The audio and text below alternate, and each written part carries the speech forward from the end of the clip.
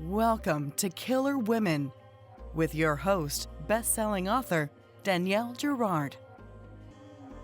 And now, Danielle's next killer woman. Hello, and welcome to Killer Women Podcast, a proud member of the Authors on the Air global network with more than 4 million listeners. I'm your host, suspense author Danielle Girard, and my guest today is Louise Hegarty. Louise's work has appeared in Banshee, The Tangerine, The Stinging Fly, and the Dublin Review, and has been featured on BBC Radio 4's Short Works.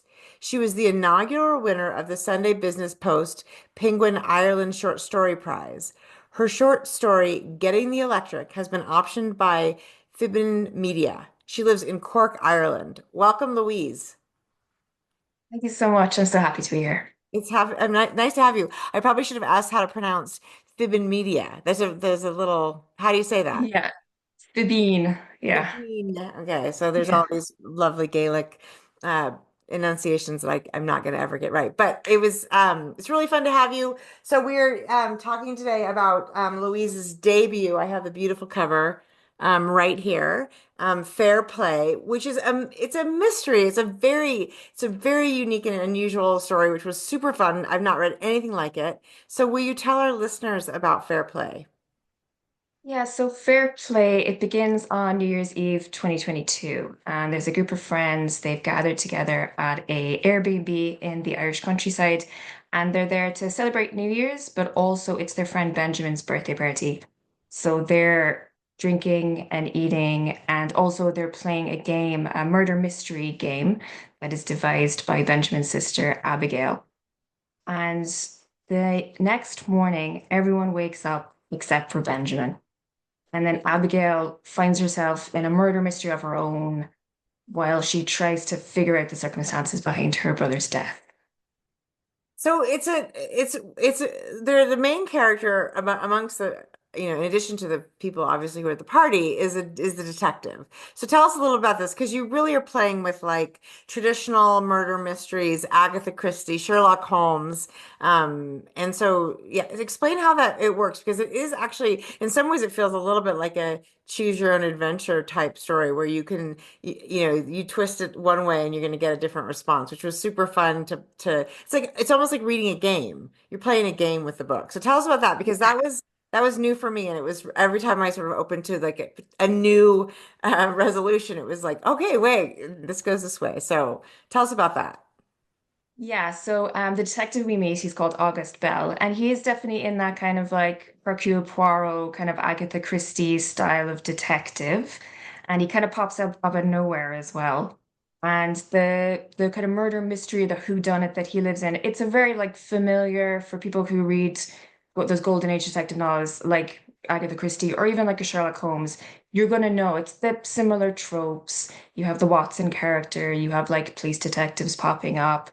And then you have Abigail in the middle of this, who's in that murder mystery part of the story, but also is in her own kind of contemporary life, dealing with the aftermath of her brother's death. So it's playing with the genre. It's a subversion of that kind of golden age detective novel. And like you say, it is it's a puzzle. It's like a like those types of books are. It was a puzzle to be solved, and I suppose Abigail is kind of trying to solve her brother's death by kind of living through this murder mystery in the part two of the book. Yeah, exactly. It's super clever. So this is your debut, which is super super exciting. There's nothing quite like that. I want to hear a little bit about your path to publication, but before that, can you talk about how the story, like sort of how this came to you? Because as I said, I've not read anything quite like it, which is fabulous and implies an incredible level of creativity. Did it come to you sort of fully formed like this, or did it start a little differently? Can you? From what you can remember, also, I know the process of even pinning down how it happened is sometimes hard. Yeah, I know it's kind of difficult to figure out like where your ideas come from, I suppose. And I think with this, I mean, I've always been someone who read murder mysteries and read crime novels. My parents are big crime novel readers. And so I suppose in a lot of ways it's kind of it's an idea that's been kind of 20, 30 years in the making because I've always kind of had that knowledge of that genre. And I started thinking about kind of classic whodunit of a death that is maybe there's a question over a death, but I suppose I didn't necessarily then want to write a classic whodunit, or I didn't necessarily want to write something in the past. I wanted to write something with a bit of a spin on it. Yeah. And I gradually kind of came to this idea of somebody who was maybe a murder mystery fan and who then had a tragic death of a family member.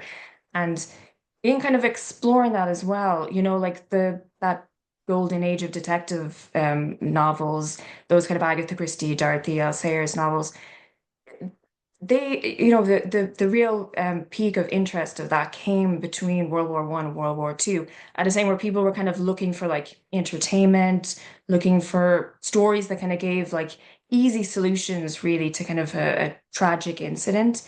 And right now, I think as well, there's been a huge increase in, people looking for kind of cozy crime and looking for those kind of classic murder mysteries. And I think it's like there's familiar narratives. I think we all kind of go to them as kind of a source of comfort as well. So I was kind of working in that area, and that's where the kind of idea developed from. It's a beautiful time to not be writing dystopian fiction because we are living in dystopian nonfiction. So I Yeah. really appreciate that. And you're right, it is, and it is, this is her process. I mean, she's very much, it was just she and her brother, right? Their parents are both gone. So this is really, now she sort of lost her, her person, which is, and we all sort of in ways do that as we grow up, right? We when we move out of the home and even not necessarily a death of parents, but that sort of that coming of age as it happens to us. So okay, so this was your debut. It sounds like you had done some short story writing, and then you won a prize, which is So is that how this you were like I'm gonna try a novel, or have you been writing novels all along, or tell us a little bit about how it happened, because I think we have a lot of people who listen to the podcast who are aspiring writers, and are, sort of wanting to hear how it happens. Yeah, so this is the first novel I have ever attempted. And so up until now, I have been writing short stories. In Ireland, there's a lot of literary magazines. There's a big culture of them. And so I've been spending a lot of time writing short stories and having them published in magazines, which has been great practice actually for then finally writing a novel. But I came up with, I started writing this in about, I think it was 2022. And I kind of came up with the idea and then wrote it very quickly. But it was the first Yeah. kind of idea for a novel, that I really had. Yeah. And so when it was done, how close did it approximate what is now fair play? Because I think oftentimes there's a lot of change that happens. Yeah, it's pretty much the same. I mean, I spent about kind of 3 months putting together kind of a draft. I suppose it is very specifically structured, and which is a lot of what I write. Yeah. So I had a kind of a pretty good idea from the get-go of how I wanted the kind of three sections to be, and I plotted it out kind of pretty well. So there obviously are changes in the edit, but it resembles pretty much that kind of early draft, really. Yeah. And you know how rare that is, right? I mean, Right. very few Yeah. people are like, yeah, this book started sort of out like this. So, okay, so once you finish the story, I assume you're working on something else. Um, how has that been Yes. different? Because, obviously, there's a lot of, I mean, there's a lot that goes into the sophomore novel too, and there's a lot of sort of thoughts and weight in our brains on that second book. How's it Yeah. been? So I do have a short story collection coming out next year. Congratulations. But then I am working on another novel, and I suppose it is different. It is definitely different. And am I finding it more difficult or easier? Like both, I suppose in some ways. I think I feel a bit more confident about kind of spending time on a novel now, kind Right. of investing that time on it. But also there's maybe a little bit more pressure because of course this novel is coming out and there's kind of expectations with it. Um, but I'm kind of actually enjoying my writing and my next novel. So yeah, yeah. And I actually, I mean, weirdly, I've only written like a couple, three short stories in my entire career, although I've published 17 books. So, how is it like, how does that feel different? Like, is there something, are there things you really appreciate about a short story? Obviously, it's more contained, but versus things that, you're really enjoying about writing novels. How is that different for you? Yeah, I think the thing with a short story is I suppose you get a more instant kind of buzz from it. I mean, you can get kind of a story down on paper very quickly. Whereas obviously, I mean, just obviously getting the words down of a novel is just going to take you a couple of months, even if you're very quick with it. And I find, I mean, the big kind of difficulty I have with the writing and the novels is just holding the idea in my head all at once and hoping that it actually does work all the way through. Whereas obviously with short story, it's just there in a couple of pages in front of you. Yeah. But I think then on the other hand, because a short story is so short, everything kind of needs to be kind of perfect. Because if one little sentence is a bit off, the whole thing is off. Whereas in a novel, I think you have a bit more space that you can kind of play around with things a little bit more. Yeah. And we obviously get, I mean, there's a lot of characters we learn a lot about in the course of this story, right? I mean, there's how many people are in the house when it starts, right? There's Olivia and Cormac, and then there's Benjamin and Stephen and Abigail and Margaret. Forgetting a And woman. Declan as well. Declan is the last one, yeah. And then And yeah. one more woman. Oh, Margaret. Barbara. Is it Barbara? Yeah. Yeah. Yeah, I Yeah. know. It's like trying to keep track of your friends. You're like, who am I missing? Yeah. So you also learn a lot about each of them, and we get it. In the process of Belle's detective work, we get sort of and as are true with real people, right? We get different versions of them according to sort of how we're looking at them and how they're displaying themselves. So do you find yourself sort of working on a novel sort of without the stop, or do you take breaks in between, and are you working on short stories as you work on the novel? How do you structure your time? Yeah, I like to get like a first draft down kind of fairly quickly. So just I have like the story and the outline. And a lot of the times especially with Fair Play, I kind of wrote in 3 months and actually I did put it away. I think sometimes you need to kind of put it in the drawer. Yeah. You need to kind of come back to it with fresh eyes. Yeah. And in that time, then I might kind of write short stories. I might kind of just spend time reading or researching or doing something else. And then coming back to the second draft is kind of the structural work, and then eventually kind of line edits. But I think that like break for yourself is really important. You need to come back to it with fresh eyes, to give yourself a chance to actually do the edits that you need to do. Right, to see it from a new perspective. And what do you think? Is there like a sweet spot? Like, is a month? Do you think, like, if you're working on other things, does that feel like about the right amount of time for you? Yeah, I think a month at least, definitely, because you kind of need to like forget it a little bit. You need to be kind of surprised with the story and the Right. plot a little Like, bit. oh, this is Yeah, actually pretty good. Yeah, yeah. yeah, yeah, yeah, It yeah. is kind of fun to rediscover your own work that way. So are you able to write full time, or are you also sort of balancing in a work life? An out or So when Yeah, so when I wrote the first draft of it, I did have a day job. But since I took signed my book deal, I've been able to work full time, which is absolutely great, and I'm very right, much enjoying it. right. And Do you I'm hoping to continue it. Yeah, exactly. Do you Yeah. structure your day a certain way? I mean, I know some people write first thing in the morning, some people are, like, what's a perfect writing day for you? Yeah, I mean, I'm still trying to kind of figure out my routine in some ways because I was working full time. I work in the evenings and work in the on weekends. So at the moment, I actually go to a library near to me, and I might work in the morning and take a break, and then in the afternoon I might go for a walk, or I might read or kind of prepare for the next day's writing. That's kind of what I'm doing at the moment, and it's kind of working out. But if you asked me in a couple of months, I might have a different routine. I might have tried something else, you Totally, know? absolutely. And when you say prep for the next day, that's interesting too. So, do you come to the day with like a seed of this is what's going to happen in today's work, or sort of, some questions like what sort of, because I do think that prep work is really important as it makes the work happen. So, what works for you in terms of how do you prepare yourself for a day's work? Yeah, I mean, I normally try to have kind of a rough to-do list. So I kind of go into it knowing, all right, either I had to edit this page or I had to write a certain number of words or whatever it is. But I also find that I find sometimes there's, there's that thing, it's not working, you need a solution for it. You're sitting in front of your computer, it's not, you can't figure it out. And then I'll go for a walk and suddenly it'll click with me. Yeah. And I do think it's going for a walk, it's reading something, it's going to like meet a friend. It's that little break, and when you come back to it, it's suddenly, or you go to sleep, you wake up in the morning, and suddenly you're like, oh, that's exactly what I should do. So I Yeah. think that's actually very important, and I find most of my writing is maybe done while I'm going for a walk, really. Yeah. Yeah. Yeah, yeah, You have to be, I really do have to sort of shut your brain off, at least that part of your brain off in order to, mm. I think, solve some problems. That's so true. Well, that sounds like a pretty, I mean, a lovely schedule now. Do you feel like do you write 7 days a week?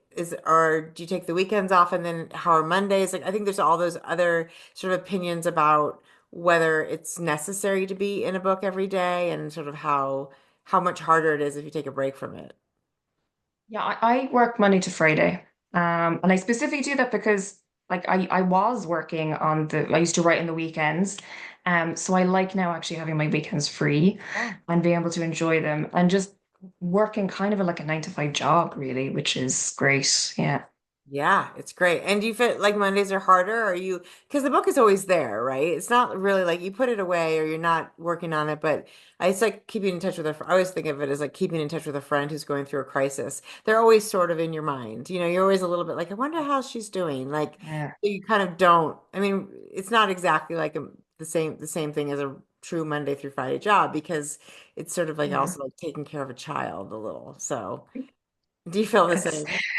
Yes, yeah. They might be in a bad mood this morning and you might have to reschedule some things. Yeah. Yeah. Exactly. Yeah, I mean, you kind of have to figure, and sometimes maybe I wake up and the weather is beautiful, and I think, oh, I don't want to be inside at my computer, and maybe I want to ride outside, or I want to do something else. Um, but yeah, I know what you mean. It is a kind of you have to, it's kind of a mood based job, really. You have to kind of figure out how you're feeling on a day-to-day basis. Yeah.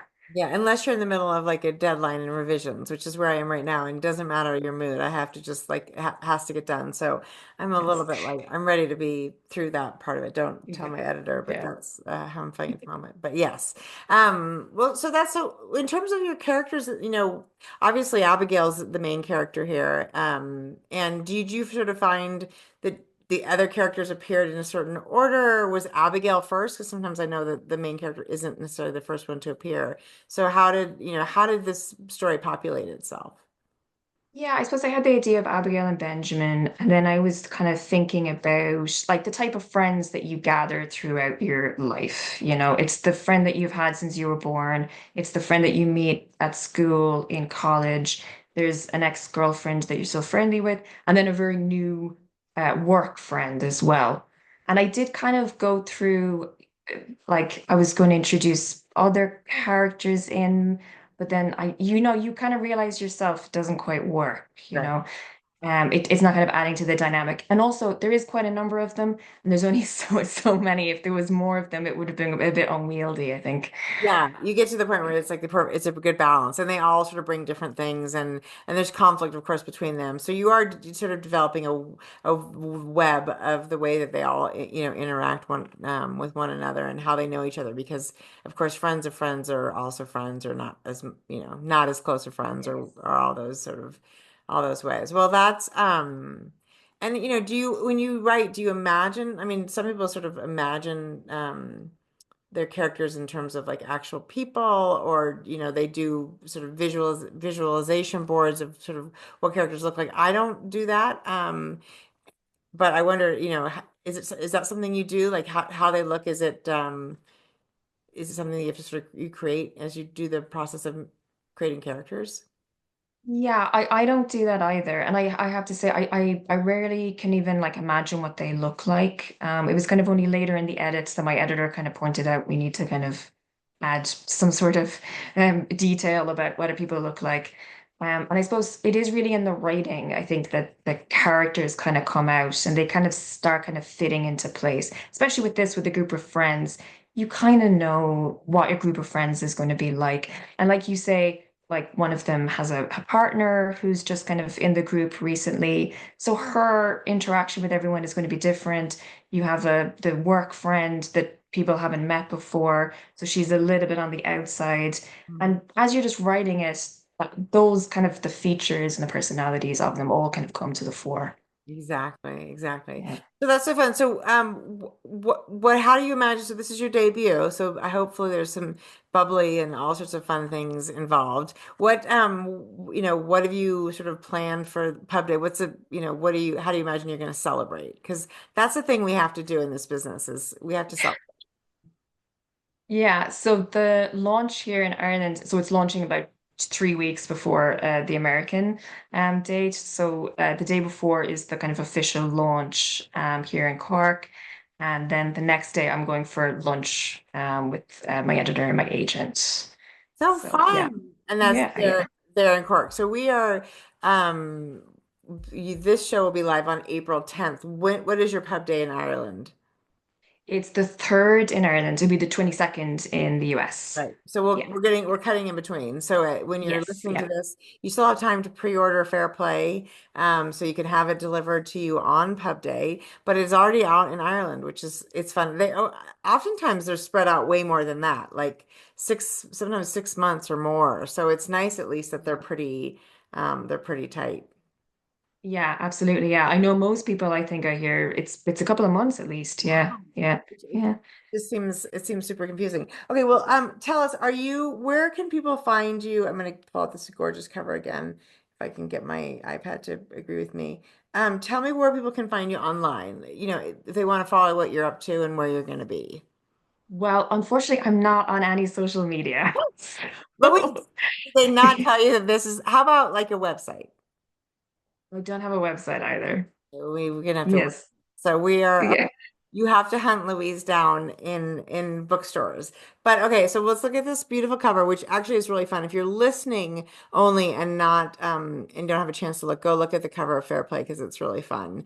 Okay, Louise, and I'm going to spell Hegarty because I think you can spell this with an H-A too, but it's Hegarty. This is her debut novel, Fair Play, and it's super fun. Definitely for fans of traditional detective novels, and also, like you said, people wanting something like a puzzle that's a little bit different. I really, really, it was such a fun read, Louise. Congratulations on your debut novel. Thank you so much. Thank you. Everybody, this has been Killer Women with Louise Hegarty. Do look for a copy of Louise's book, which we will be giving away on our Facebook page. And in the meantime, everybody, we will see you next time. Bye.